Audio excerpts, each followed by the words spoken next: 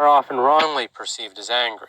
Sometimes those disabled are wrongly perceived as being angry or hostile when they move like disabled people.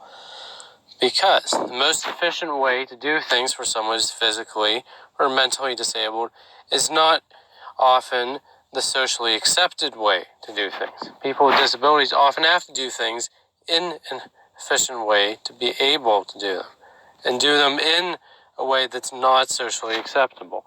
In order to be perceived as calm and polite, people are often expected to move in a slow, careful way without making sudden or loud motions. That's easy for most people without disabilities. It can be difficult or impossible for people with disability. Sometimes people with disabilities don't have the motor coordination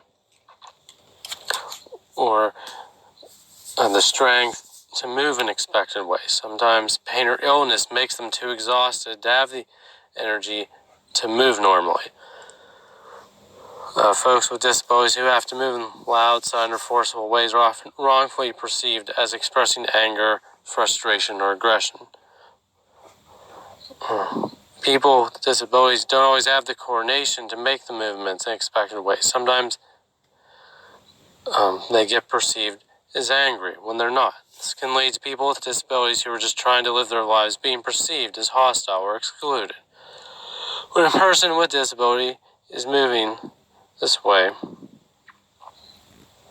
for example, they may drop something, or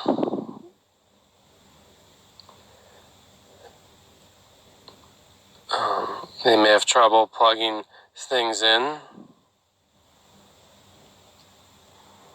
Some movements are complicated and difficult. It may seem rude that they're slow or they're having trouble with something.